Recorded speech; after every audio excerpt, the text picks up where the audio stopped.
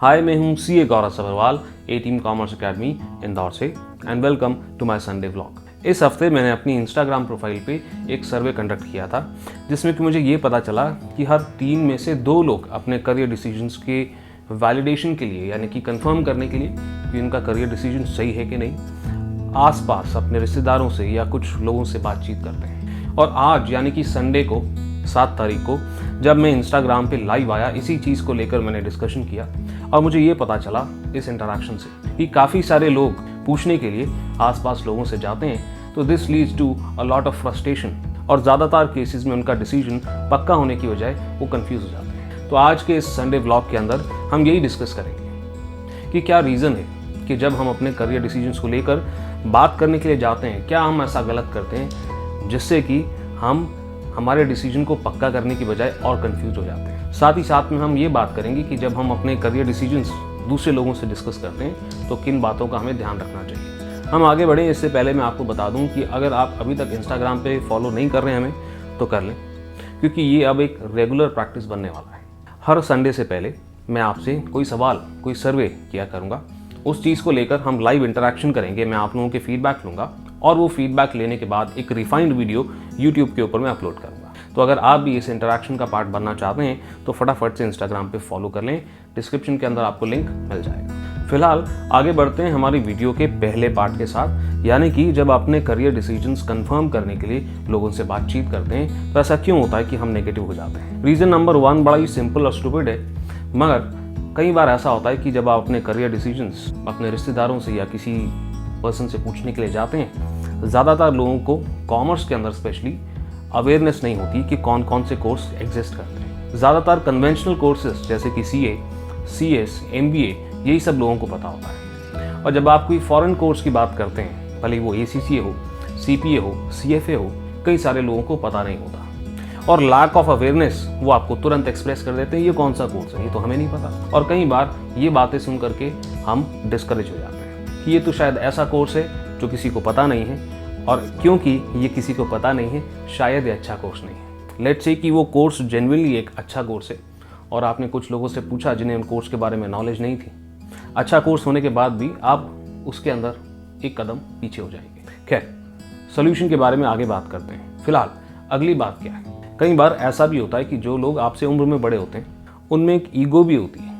वो ये नहीं बताना चाहते आपको कि हमें लैक ऑफ अवेयरनेस है, तो वो इस लैक ऑफ अवेयरनेस को छुपाने के लिए कई बार बोल देते हैं कि ये कोर्स अच्छा नहीं है। वहीं पे कई बार हम अपने करियर रिलेटेड डिसीजन किसी नॉलेजेबल व्यक्ति से जानना चाहते हैं, भाई जैसे कोई चार्टर्ड अकाउंटेंट हो गया, कोई MBA हो गया या कोई बहुत ही एक्सपीरियंस पर्सन हो गया। जब हम उनसे बात करने के लिए जाते हैं अपने करियर डिसीजंस को लेकर, और जब वो आप लोगों को बोलते हैं कि भाई ये कौन सा कोर्स है, हमें तो नहीं पता, तो कई बार आपके पास लॉजिक होते हुए भी आप बोल नहीं पाते। और वहीं पे आपके मम्मी पापा साइड में खड़े होते हैं और वो बोलते हैं तू तो बड़ी रिसर्च कर रहा था और तू बहुत बोलता था, बहुत अच्छा कोर्स है, अब बोल। और इसे कहते हैं इंटिमिडेशन। कोई ऐसा पर्सन जो बहुत हाईली क्वालिफाइड और हाईली एक्सपीरियंस्ड है, ज़रूरी नहीं है कि उसे भी हर कोर्स के बारे में नॉलेज हो।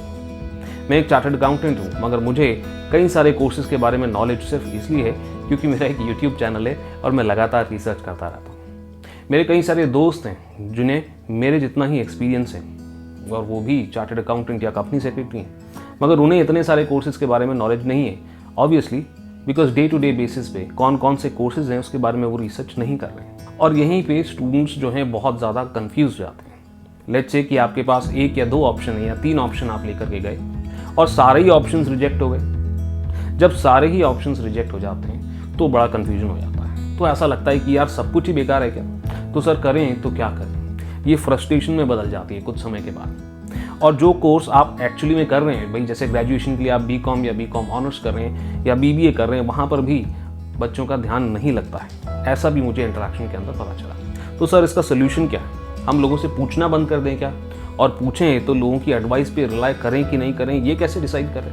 देखिए सोल्यूशन बड़ा सिंपल है, मैं आपको स्केप्टिक रहने के लिए कह रहा हूँ। यानी कि कोई भी आपको एडवाइस देता है या आपके करियर डिसीजंस को लेकर सवाल खड़ा करता है, आप उनके वर्ड्स को फेस वैल्यू पे ना ले लें और अपना पर्सनल जजमेंट भी वहाँ पर अप्लाई करें। पहली बात तो ये है कि लैक ऑफ अवेयरनेस अगर किसी को है, किसी को एक कोर्स के बारे में जानकारी नहीं है, इसका मतलब ये नहीं है कि कोर्स खराब है, इसका मतलब ये है कि सामने वाले को लैक ऑफ अवेयरनेस है। It's as simple as that. अच्छा, सामने वाला अगर आपको ये कह रहा है कि ये कोर्स मत करो, अच्छा नहीं है, तो ये ज़रूर उनसे पूछें कि आपका रिसर्च का बेसिस क्या है। अच्छा, कई बार इंटिमिडेशन थ्रेट के बारे में बात करी, कोई बहुत ही नॉलेजेबल पर्सन कह रहा है जिसके सामने हम कुछ ज़्यादा बोल नहीं सकते, वो कहते हैं हमारा एक्सपीरियंस है जिसके बेसिस पे हम ये कह रहे हैं, हमारी बात आपको माननी चाहिए। तो देखिए, एक्सपीरियंस भी वेरीफाई किया जा सकता है। अगर आप कोई पर्टिकुलर कोर्स के बारे में बात कर रहे हैं, लेट्स से कि आप सीपीए के बारे में बात कर रहे हैं और सामने वाला कहता है कि भाई सीपीए में कोई जॉब वॉब इंडिया के अंदर नहीं मिलती, हमारा एक्सपीरियंस है, तो एक्सपीरियंस वेरीफाई कर सकते हैं। कैसे?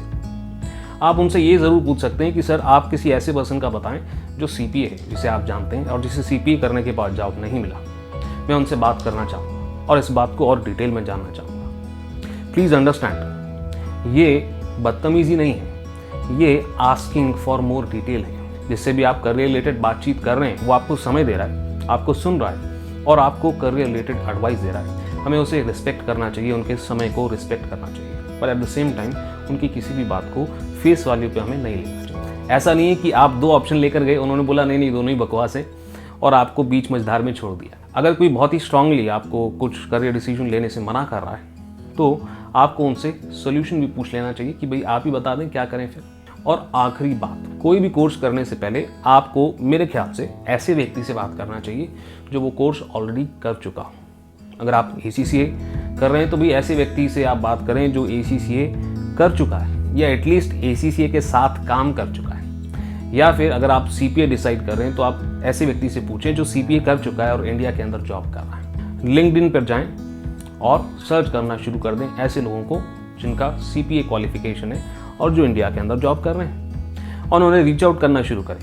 बस आखिरी में मैं एक ही बात कहना चाहूँगा कि आपका करियर चॉइस आपकी रिस्पॉन्सिबिलिटी और किसी की नहीं है। आप आज से 2 साल 3 साल 4 साल बाद ये नहीं कह सकते कि किसी फलाने व्यक्ति ने हमको मना कर दिया था इस करियर चॉइस के लिए और इसलिए आज हम भुगत रहे हैं। ये कोई एक्सक्यूज़ नहीं होता कि हमने अपनी रिसर्च नहीं करी, बस उसकी बात मान करके अपना करियर डिसीजन ले लिया। I hope you get the point.